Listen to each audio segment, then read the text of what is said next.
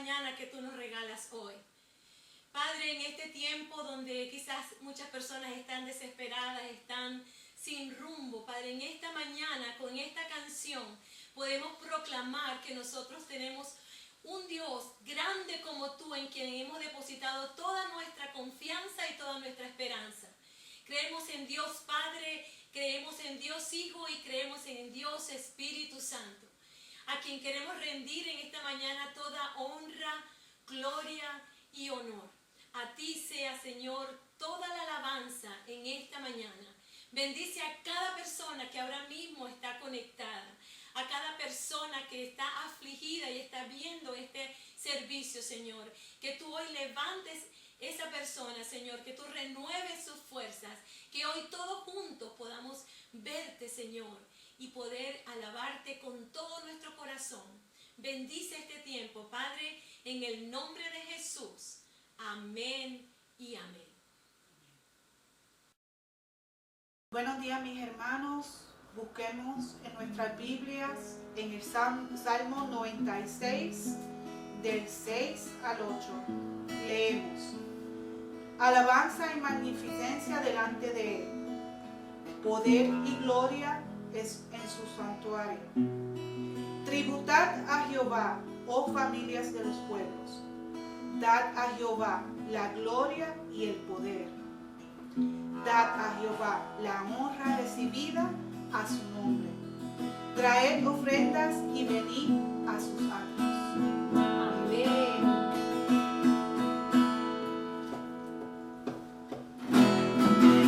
Vamos a bendecir juntos el nombre del Señor con esta alabanza. Alabanza y magnificencia delante de Él, como acabamos de leer en su palabra.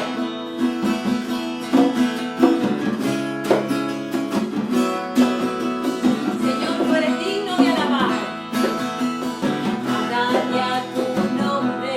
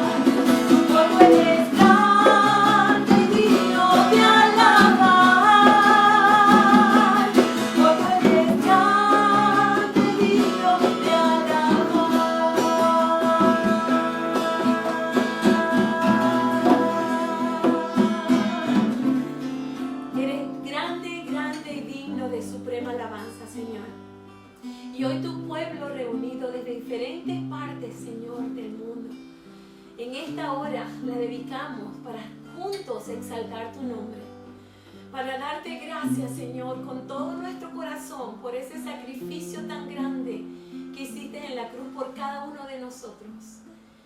Gracias, Señor, porque nos alcanzaste con tu gracia y con tu amor. Y en esta mañana queremos darte gracias a través de esta canción.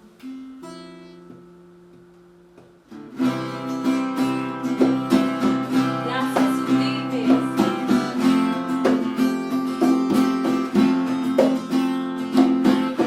Quien rompe el poder de mi pecado, su amor es fuerte y poderoso, el Rey de gloria, el Rey de majestad.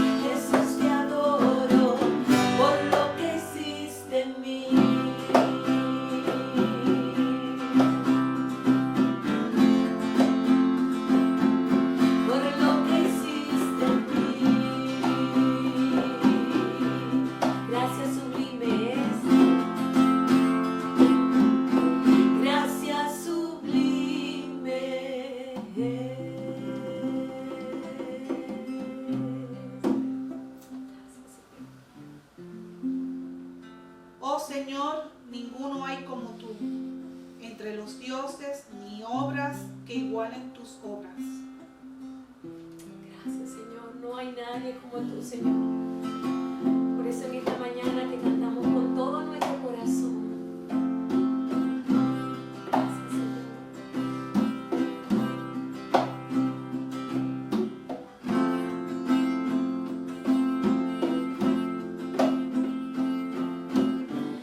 En reposo, en silencio sé que tú eres Señor. Al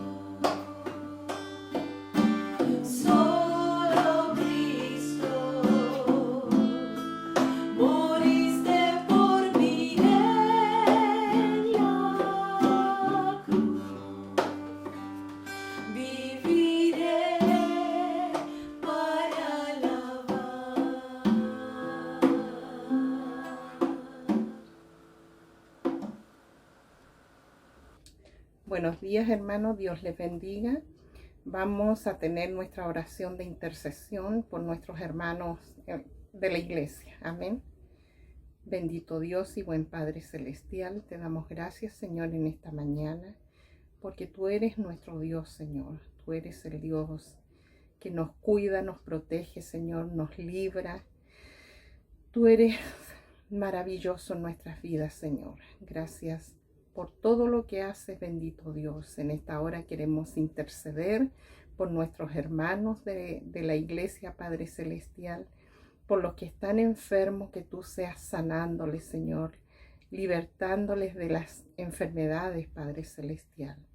Yo te ruego, bendito Dios, que tú tengas cuidado de la familia pastoral, nuestro pastor, Señor, que tú seas pasando su mano sanadora sobre él, bendito Dios.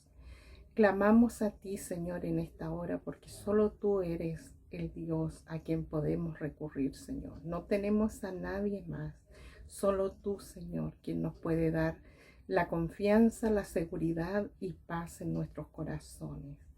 Gracias te doy, Señor, por todo, aún por los malos momentos, porque a través de ellos nos unes, Señor, como hijos tuyos, como hermanos, como familia. Nos has unido, Padre Celestial. Bendice a cada hermano, Señor, representado en este lugar. A cada miembro de esta congregación, Señor, bendícelos grandemente. Te doy gracias, bendito Dios, en el nombre de Jesús, a quien declaramos nuestro único Salvador. Amén. El Señor no siempre cambia nuestras situaciones de inmediato. Mientras estemos aquí en la tierra, las situaciones siempre, como enfermedad o cualquier situación que ahora mismo te estés enfrentando, van a seguir muchas veces, porque mientras estamos en esta tierra, dijo el Señor, en el mundo tendréis aflicción, pero confiad que yo he vencido el mundo. Y ese es el punto. Mientras estamos aquí, sigamos confiando en el Señor y pidiéndole que Él sea el centro de nuestro corazón y que nos mantengamos fieles a Él y a sus promesas hasta que Él regrese.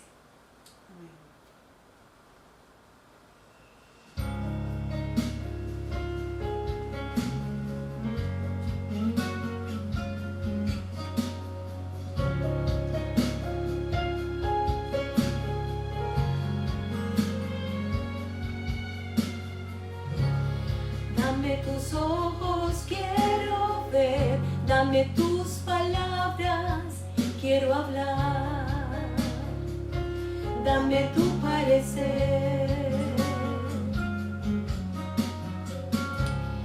dame tus pies, yo quiero ir, dame tus deseos para sentir, dame tu parecer. Dame lo que necesito para ser como tú. Dame tu voz, dame tu aliento, toma mi tiempo, es para ti.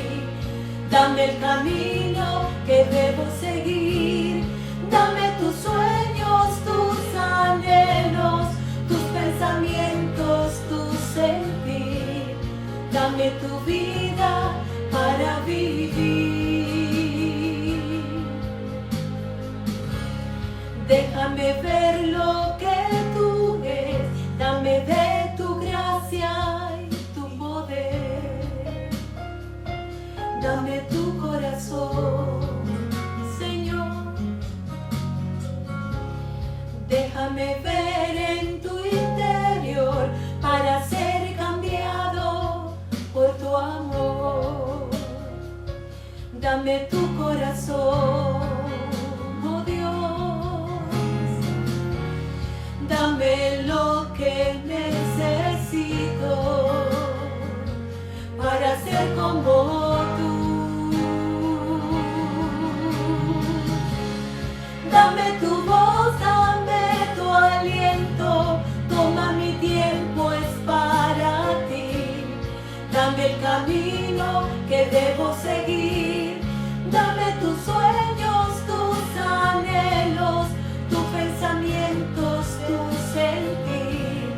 Dame tu vida para vivir. Dame tu voz, dame tu aliento. Toma mi tiempo, es para ti. Dame el camino que debo seguir. Dame tus sueños, tus anhelos, tus pensamientos, tu sentir. Dame tu vida para vivir.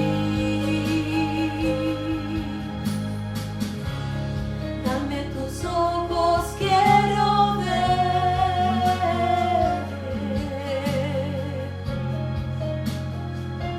Dame tu parecer, oh Dios.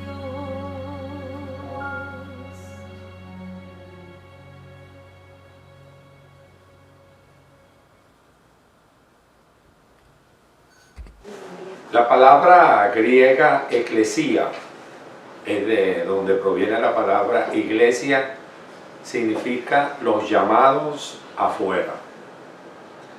Lo que quería decir que la iglesia en su origen estaba conformada por un grupo de personas llamados a formar parte de esa iglesia, y la característica era que tenían a Cristo como el Señor y Salvador, en este caso como el Mesías que había sido prometido al pueblo de Israel. De modo que la iglesia tenía que diferenciarse del mundo. Y ese es uno de los problemas que nosotros estamos atravesando hoy día. La iglesia quiere parecerse al mundo. Esta es la influencia de tanta información que recibimos a través del internet, que aún la iglesia se ha visto afectada por esa información. Pero la Biblia no nos enseña eso. La Biblia nos enseña todo lo contrario, que la iglesia debe influenciar al mundo y no el mundo a la iglesia. La iglesia no fue creada por Cristo para complacer al mundo, no. La iglesia fue creada para cumplir 5 propósitos.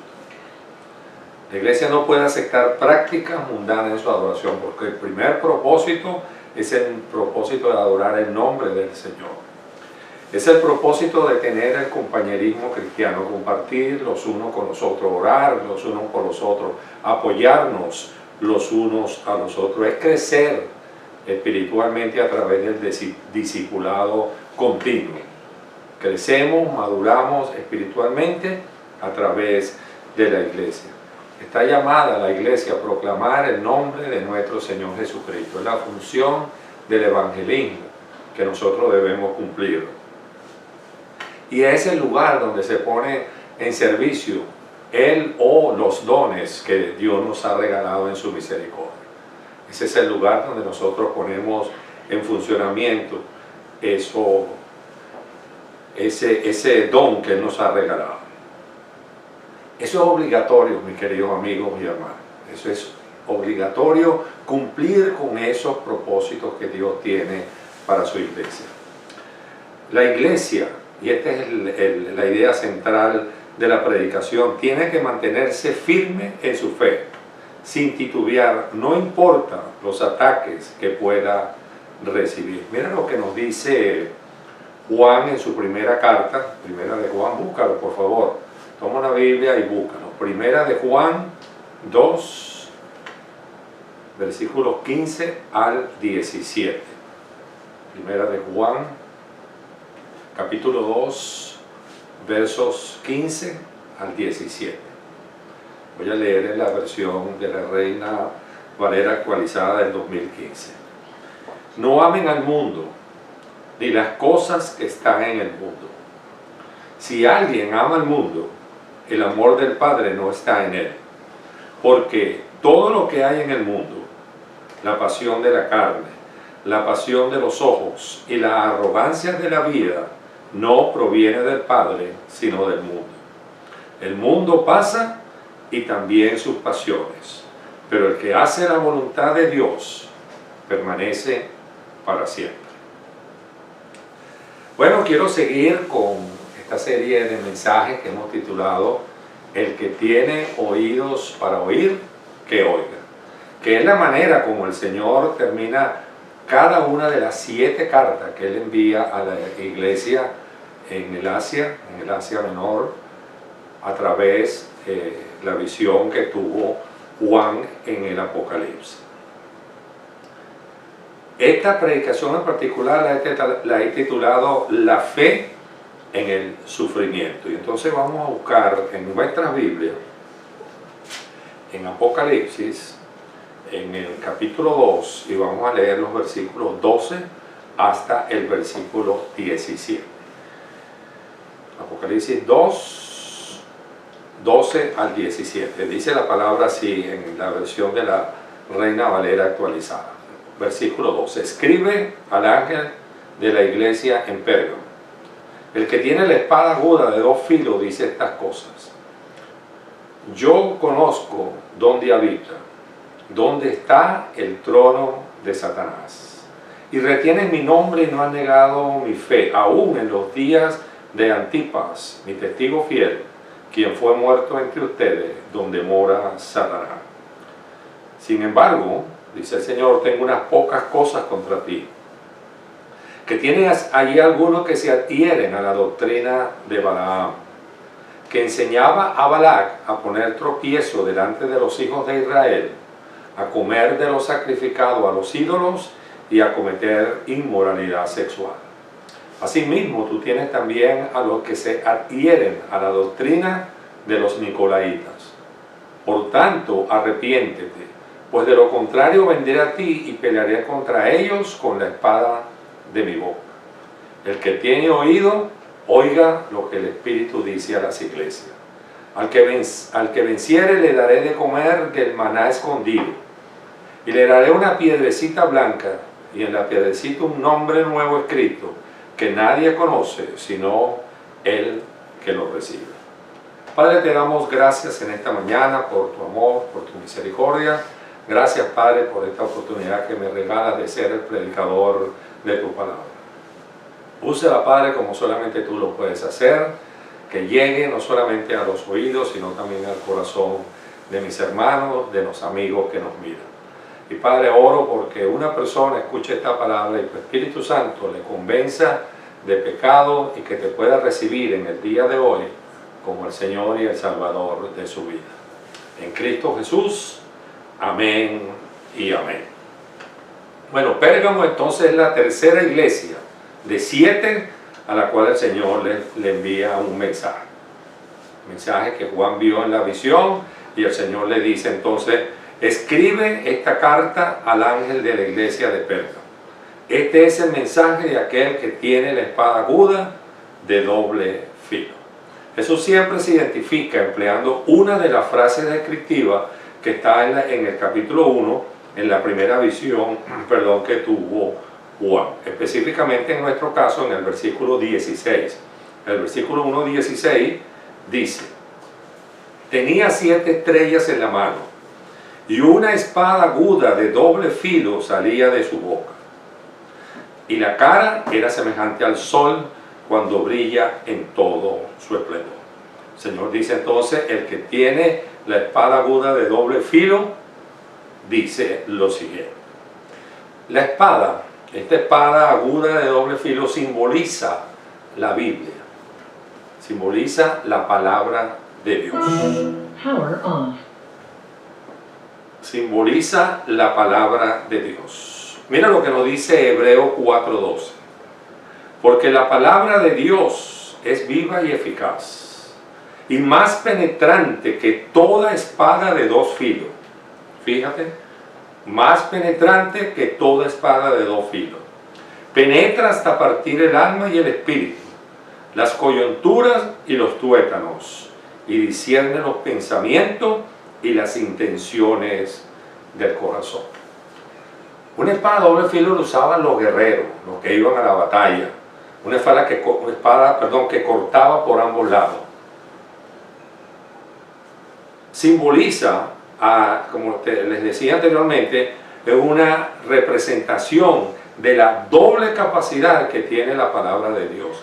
Y esta palabra tiene 2 capacidades. En primer lugar, ella nos enseña a separar a los creyentes del mundo. Cristo, porque la palabra nos enseña cómo nosotros podemos recibir a Cristo como el Señor y como el Salvador personal. Esa es la primera función, pero también condena al mundo por sus pecados. Es decir, la palabra de Dios es la espada para la salvación, pero la palabra de Dios también es la espada para la condenación, para la separación de Dios, para la muerte eterna. La semana pasada hablábamos, cuando compartíamos acerca de la iglesia en Esmirna, que una de las cosas que el Señor nos va a dar, además de la corona de vida que dice en la iglesia de Efesios, bueno, una cosa que nos vamos a ganar nosotros es que no vamos a recibir la segunda muerte. Es decir, nosotros vamos a ir a la presencia del Señor y ahí estaremos por siempre. Y eso nos lo enseña la palabra de Dios. Es porque por medio de la palabra nosotros podemos distinguir entre la verdad y el error doctrinal. Ahí están las dos funciones de la palabra de Dios. Podemos conocer la verdad y podemos conocer el error doctrinal. De modo que Juan llama a Jesús el verbo, el logos. Ese verbo, él dice en su evangelio que el verbo era Dios, es quien está enviando el mensaje a esta iglesia en Pérgamo. Así que nosotros debemos hacer bien en escuchar con muchísimo cuidado. El que tenga dos oídos para oír, que oiga. Ahora el elogio que Dios le da a esta iglesia, y entonces ahora estamos aquí en el versículo 13, ¿verdad? Versículo 13 dice: yo conozco, nos dice acá, ¿dónde habitas? En la Nueva Traducción Viviente dice: yo sé que vives en la ciudad donde Satanás tiene su trono. Sin embargo, has permanecido leal a mi nombre. Te rehusaste a negarme aún cuando mi fiel testigo Antipas murió como mártir en medio de ustedes, allí en la ciudad de Satanás. Algo que he tratado de enseñar y que lo aprendí yo, por supuesto, también, es que cuando en un verso se repite una palabra es porque quiere señalar la importancia que tiene esa palabra. Y fíjese que aquí se repite en la ciudad donde Satanás tiene su trono, y al final dice allí en la ciudad de Satanás. De manera que el Señor quiere que nosotros pongamos muchísima atención a ello. Entonces, yo sé que vives en la ciudad donde Satanás tiene su trono. Todas estas iglesias, o mejor dicho, todas estas ciudades se caracterizaban por tener muchísimos templos paganos. Y esta ciudad de Pérgamo era la capital del área de Asia. Así que tenía templos por todos lados. Existían templos para Atenea, templo para Esculapio, templo para Dionisio, templo para Zeus. Y el más importante de todo era que existía un templo para la adoración del emperador. De estos, el más importante era el de Esculapio, y algunos piensan que donde Satanás tiene su trono es referente a esta iglesia, o a este lugar, a este templo, mejor dicho, donde se adoraba a Esculapio. Porque él era considerado, este Esculapio era considerado el dios de la sanidad, Dios con minúscula. Y muchas personas viajaban de lugares lejanos para ser curados, hacían peregrinación hacia la ciudad de Pérgamo para ser creados. Entonces iban al templo, y en ese templo habían serpientes que andaban ahí, no venenosas, pero serpientes que andaban. Y recuérdate que la Biblia identifica a Satanás como la serpiente. Entonces lo que ellos creían, imagínense hasta dónde llegan, que ellos dormían y si la serpiente los rozaba, se sanaba. Entonces por eso piensan los estudiosos de que cuando el Señor habla aquí, donde Satanás tiene su trono, se está haciendo referencia a que era Satanás quien dominaba en esa ciudad. Por eso es que el Señor dice, la ciudad donde está el trono de Satanás. Entonces, viviendo en esa ciudad, dice, pero has permanecido leal a Ninove. Imagínense, una cultura totalmente corrompida, no solamente espiritualmente, sino también, como vemos, físicamente, alejados de toda verdad. La iglesia en Pérgamo se había mantenido fiel y su fe estaba intacta. Su fe seguía estando en el Señor. Eso es lo que nos dice Hebreos, recuerdan, 11.1, la definición de fe. Es pues fe la certeza de lo que se espera, la convicción de lo que no se ve. Bueno, ellos, a pesar de todas estas situaciones, un buen grupo de esa iglesia en Pérgamo seguía poniendo su fe en el Señor. Ellos esperaban la segunda venida del Señor y ellos estaban convencidos de que esa iba a suceder en cualquier momento. El Señor va un poquito más allá todavía y le dice: te rehusaste a negarme aún cuando mi fiel testigo Antipas murió como mártir en medio de ustedes, allí en la ciudad de Satanás. Bueno, realmente la Biblia no nos da mucha información, o mejor dicho, ninguna correlación a quién era Antipas. Yo recuerdo, estando en el seminario, leí un libro acerca, es una historia, más así era una novela, pero era una persona que estaba en contacto con Lucas y no había sido cristiano hasta que Lucas le compartió y entonces él recibió al Señor. Pero eso es una historia, ¿no? Realmente la palabra de Dios, y es lo que nosotros debemos seguir, no habla nada con relación a Antipas.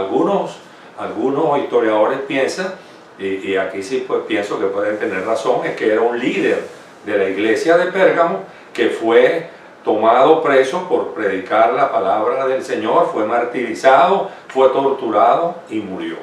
Pero a pesar de toda esa situación, le dice el Señor que no has negado tu fe. La pregunta que yo me hago, porque fíjate cómo el Señor llama a Antipas, mi fiel testigo.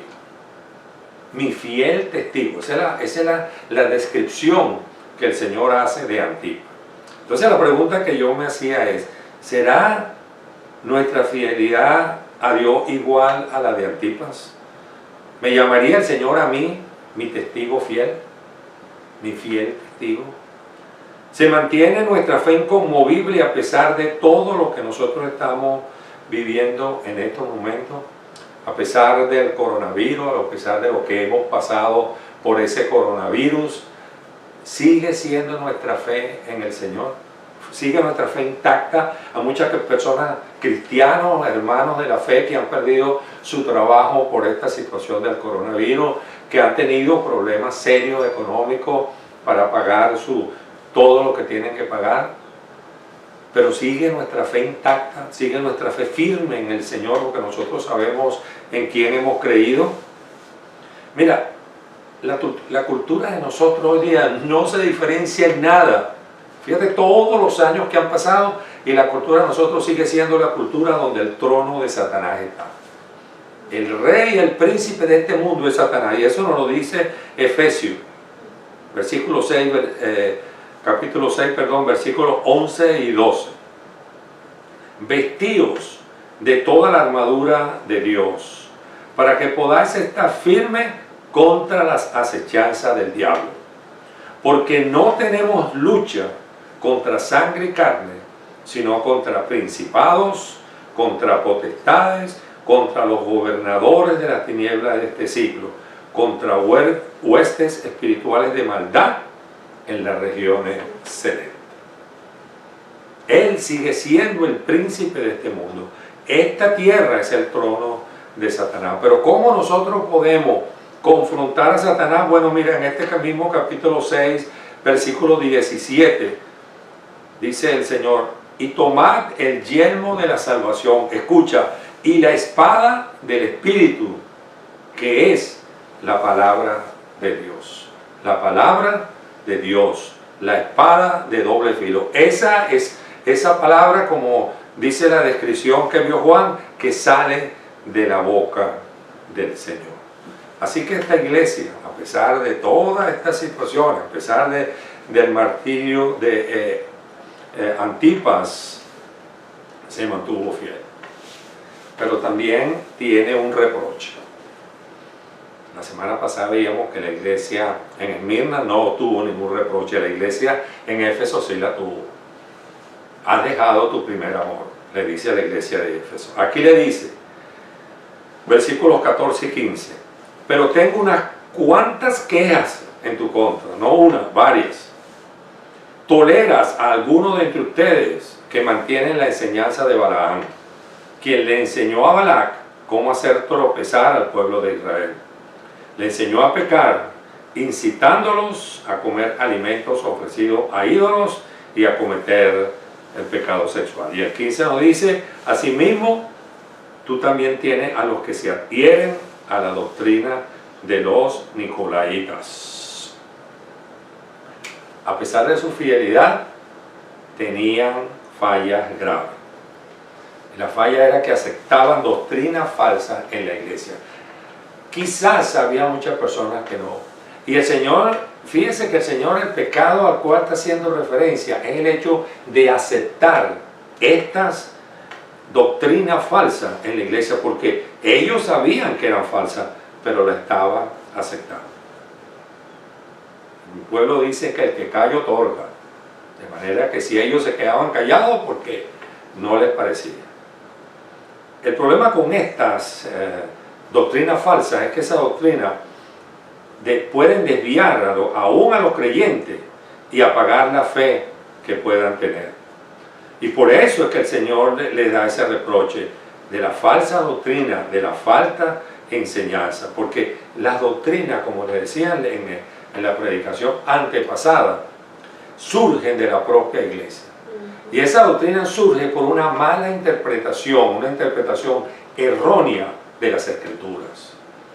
Recuerda aquello que no se puede sacar un versículo de su contexto. Tenemos que entender ese versículo en el contexto de la Biblia, en el contexto donde se está hablando. ¿Cuál era la enseñanza de Balaam entonces? Bueno, aquí vamos a ir entonces a Números 22:7. Números 22:7, el libro de Números, Génesis, Éxodo, Levítico, Número y Deuteronomio, el cuarto libro de la Biblia. Balac era un rey, ¿verdad? Y entonces él vio que el pueblo de Israel se ubicó enfrente de ellos. El pueblo de Israel está haciendo su peregrinación desde Egipto hacia la tierra prometida. Y había enfrentado batalla y había salido victorioso. Entonces se ubicó enfrente ya para entrar a la ciudad de Moab, que era donde era rey este hombre Balac. Cuando él lo vio, aquella gran cantidad de personas, se preocupó. Entonces vamos a leer aquí, 22, 1 al 7. Partieron los hijos de Israel y acamparon en las llanuras de Moab, al otro lado del Jordán, frente a Jericó. Balac, hijo de Zippor, había visto todo lo que Israel había hecho a los amorreos. Moab tuvo mucho temor del pueblo, porque era numeroso, y se aterrorizó Moab ante los hijos de Israel. Y dijo Moab a los ancianos de Madián: ahora esta multitud lamerá todos nuestros contornos, como el buey lame la hierba del campo. Balac, hijo de Zippor, era en aquel tiempo rey de Moab, y envió mensajeros a Balaam, hijo de Beor, en Petor, junto al río, en la tierra de los hijos de su pueblo, para llamarlo, diciendo: he aquí un pueblo ha salido de Egipto y cubre la faz de la tierra y ya está enfrente a mí. Ahora, por favor, ven y maldice a este pueblo, porque es más fuerte que yo. Quizás yo pueda derrotarlos y echarlos de la tierra, porque yo sé que aquel a quien tú bendices es bendito, y aquel a quien tú maldices es maldito. Bueno, ustedes conocen la historia, que en 4 oportunidades, primero Balaam no quería ir a donde lo estaban llamando, y cuando fue dijo, bueno, yo solamente voy a decir lo que el Señor me diga. Pero esto es bien interesante porque este Balaam era un profeta a sueldo. Fíjense que lo mandó a llamar y este hombre le ofreció la mitad de su reino para que maldijera al pueblo de Israel. Pero en esas 4 oportunidades Dios cambió esas maldiciones, lo cambió por bendición. Y él no pudo sino bendecirlo. Pero fíjate qué interesante. No pudo sino bendecir al pueblo. Y el pueblo y Balac se molestaba. Yo te estoy pagando para que lo maldiga y tú lo estás bendiciendo. Él le dijo, yo solamente te dije que iba a decir lo que Dios me dijera. Se fue. Ya, no lo buscó más, se fue.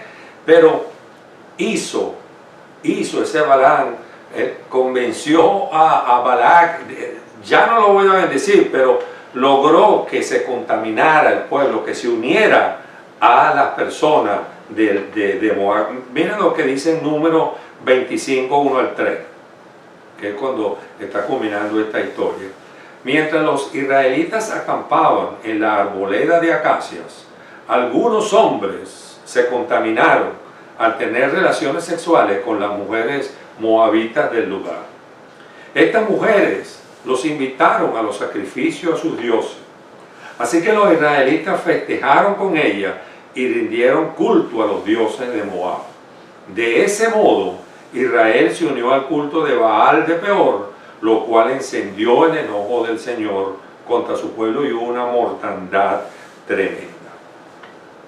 Bueno, estos seguidores de este Balaam, que había sucedido muchísimos años atrás, pero todavía en el tiempo de la iglesia de Pérgamo, estaban tratando de introducir esa enseñanza de que el cristiano tiene libertad para hacer todo. Ya claro, no había sacrificio, sí hay y para nosotros los cristianos también, vamos a decir, la prohibición de unirse en yugo desigual. Casarse con personas que no son cristianas. Pero este grupo decía que ellos tenían libertad para todo, de tener relaciones sexuales con la persona que ellos querían. Ellos podían comer lo que quisieran. De manera que lo que estaba haciendo este grupo era permitir que el mundo entrara a la iglesia, porque estaban practicando lo que esa cultura de Pérgamo, que era una cultura totalmente pagana, fuese practicada en la iglesia. Y eso es algo que Pedro también le dice al pueblo y nos dice a nosotros, el pueblo de Israel, en segunda de Pedro 2, 15 y 16. Dice, se apartaron del buen camino y siguieron los pasos de Balaam, hijo de Beor, a quien le encantaba ganar dinero haciendo el mal. Pero Balaam fue detenido de su locura cuando su burra lo reprendió con voz humana. Ahora la pregunta es, ¿qué nos está diciendo el Señor a nosotros? ¿Qué nos quiere el Señor enseñar con este versículo? Bueno, yo entiendo, no tienen que estar de acuerdo conmigo, que nos está diciendo, cuídense de las falsas enseñanzas. Cuídense de las falsas enseñanzas. ¿Cómo? ¿Cómo lo podemos hacer? Bueno, la presentación del Señor fue que Él es la espada de doble filo. Lo podemos hacer estudiando a profundidad la espada de doble filo, la palabra de Dios. Pero hay otra doctrina que se había introducido y dice, tiene a los que se adhieren a la doctrina de los nicolaítas. Ya hemos hablado un poco de ello cuando hablamos en la iglesia de Éfeso, donde también se quería introducir esa doctrina. Bueno, lo que más se acerca a esto es referencia a Nicolás. Nicolás fue uno de los 7 primeros diáconos de la iglesia de Jerusalén. Era un prosélito, es decir, no era judío de nacimiento, sino que se había convertido a la fe judía. En Hechos 6:5 dice, a todos les gustó la idea de elegir a los diáconos y eligieron a Esteban, un hombre lleno de fe y del Espíritu Santo, a Felipe, a Prócoro, a Nicanor, a Timón, a Parmenas y a Nicolás, un prosélito de Antioquía. Parece ser que este hombre Nicolás con el tiempo cambió, se comenzó a desviar de la sana doctrina y comenzó a enseñar cosas falsas. Bueno, eso puede pasar también en nuestra iglesia. No me refiero a nuestra iglesia, a la familia de Dios, en la iglesia cristiana. Pueden muchas personas comenzar a desviarse y hemos visto muchas iglesias predicando aún hoy día cosas que realmente no están en la palabra del Señor. Iglesias llenas, mucha gente, pero predicando cosas que no están en la palabra del Señor. Perdieron el rumbo, perdieron el camino.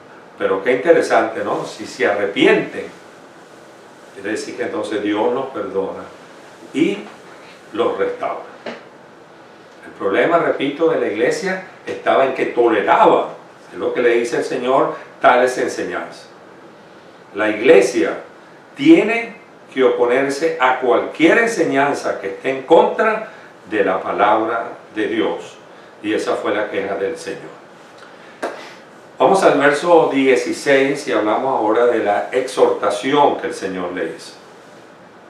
El Señor le dice, arrepiéntete de tu pecado, o de lo contrario vendré a ti de repente y pelearé contra ellos con la espada de mi boca. Arrepentirse es un cambio de mente que tiene como resultado un cambio de conducta.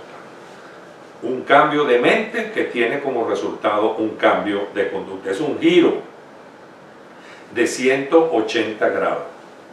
Porque la mayoría rechazaba estas falsas enseñanzas, lo digo por cuarta vez, pero aceptaban esas falsas enseñanzas. Y el Señor le dice que vendré a ti de repente, y fíjese con qué va a pelear. Contra ellos, con la espada de mi boca, con la palabra de Dios. Recuerda cómo el Señor peleó contra Satanás cuando Satanás lo quiso tentar, cuando él se había retirado para ayunar por 40 días y 40 noches. El Señor le respondió siempre con la palabra de Dios, con la espada de su boca. Que va a venir no quiere decir esperar la segunda venida del Señor, no. En cualquier momento el Señor iba a venir y iba a castigar a esa iglesia, si no se arrepentía. Mire, la manera de Dios, escúchame bien, la manera de Dios de enseñarnos a nosotros es a través de su palabra. No hay otra manera que nosotros podamos aprender las cosas del Señor que a través de su palabra. Y eso nos lo dice Pablo cuando le escribe a Timoteo en la segunda carta, en el capítulo 3, verso 16, dice, toda la escritura es inspirada por Dios y útil para enseñarnos lo que es verdad y para hacernos ver lo que está mal en nuestra vida. Nos corrige cuando estamos equivocados y nos enseña a hacer lo correcto. La espada de doble filo. Y termino con la recompensa.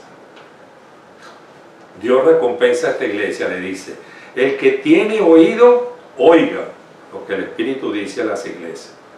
Al que venza, le daré de comer del maná escondido, y le daré una piedrecita blanca, y en la piedrecita un nombre nuevo escrito, que nadie conoce, sino el que lo recibe. Dos recompensas. La primera, le daré de comer del maná escondido.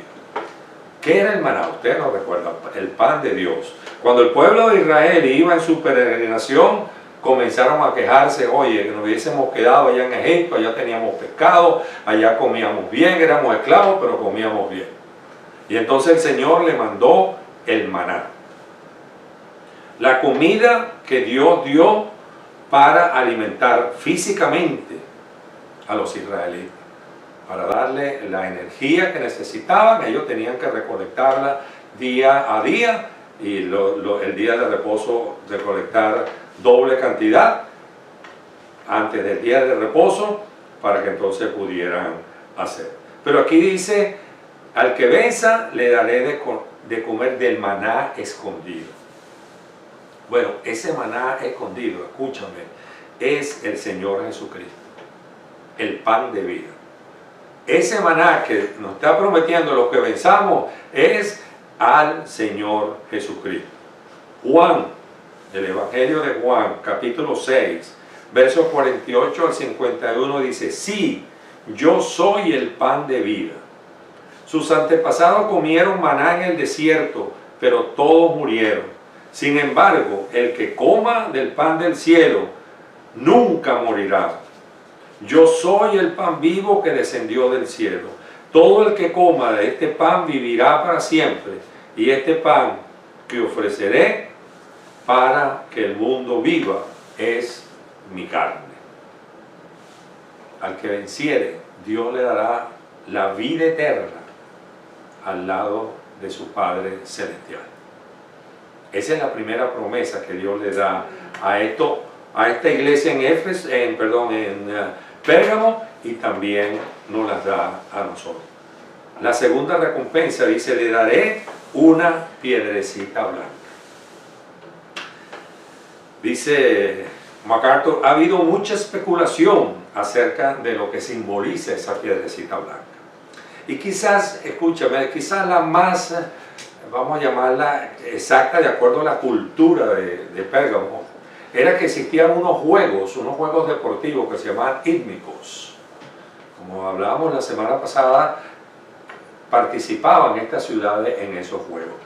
Al ganador de las competencias en esos juegos se le daba una piedrecita blanca.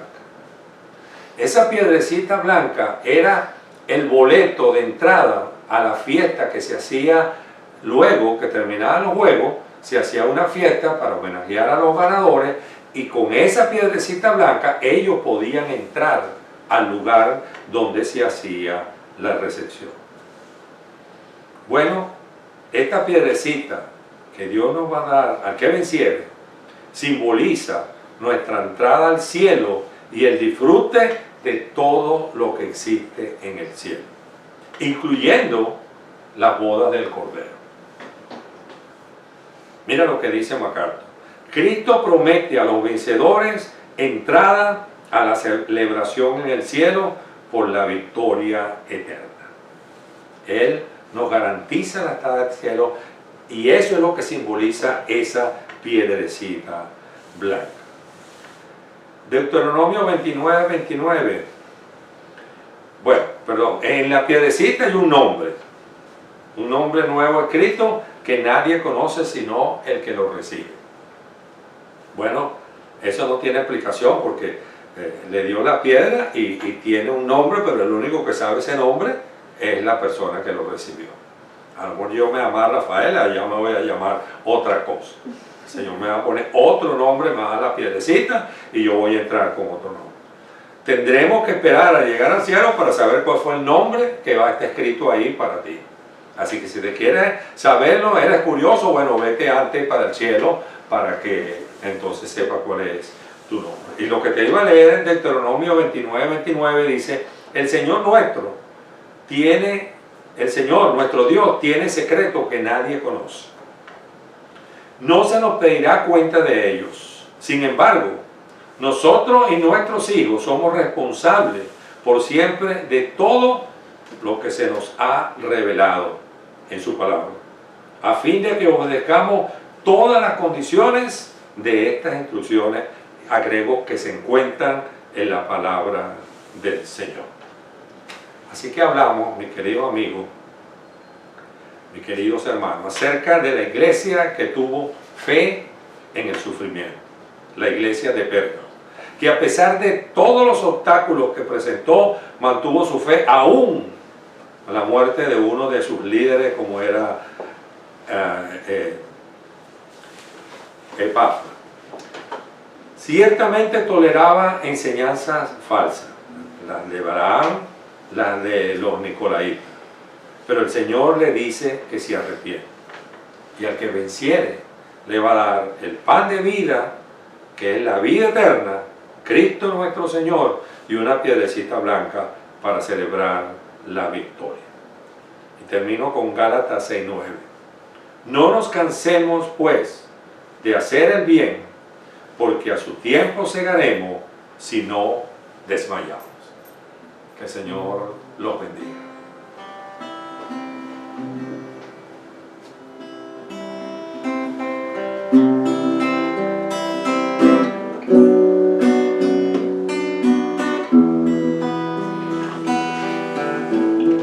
Gracias, Señor, te damos por la predicación de tu palabra en esta mañana. Gracias porque tu Espíritu Santo nos ha enseñado, Señor, a través del pastor. Ayúdanos, Padre, a estar cerca de ti siempre, Padre, para escuchar tu voz, para seguir siéndote fieles, Señor, a ti, hasta el día que tú decidas llamarnos a tu presencia. Oh, Señor, gracias una vez más por hablar, Padre. Con esta alabanza queremos decirte, Señor, que deseamos ser guiados por ti, Señor, como nuestro buen pastor, y escuchar siempre tu voz. Gracias, Padre. Cerca de ti yo quiero estar para escuchar tu voz y aprender de ti. Quiero ser un reflejo de tu amor. Quiero vivir solo en tu voluntad. Jesús, eres mi buen pastor. Tú conoces mi camino. Jesús, puedo confiar en ti. Oh, mi Dios, me rindo. Jesús, eres mi buen pastor. Tú conoces mi camino. Jesús, puedo confiar en ti. Oh, mi Dios, me rindo. Oh, mi Dios, me rindo.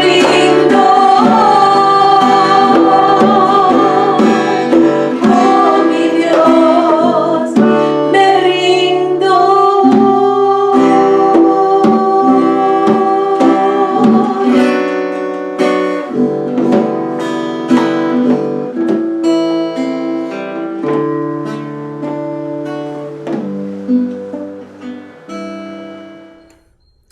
Amados hermanos, que el Señor les bendiga esta hermosa mañana. Le damos las gracias, Señor, porque tú has sido bueno, Señor, porque nos has permitido poder escuchar este mensaje y oír de tu palabra el día de hoy. Te damos las gracias por haber permitido, Señor, y utilizar a nuestro pastor en el día de hoy para recibir palabra, Padre. Gracias, Señor. Danos una semana llena de bendición, Señor, llena de amor para con las personas, Padre. Bendice a nuestra congregación y bendice a todas las personas, Señor, que nos están escuchando esta mañana.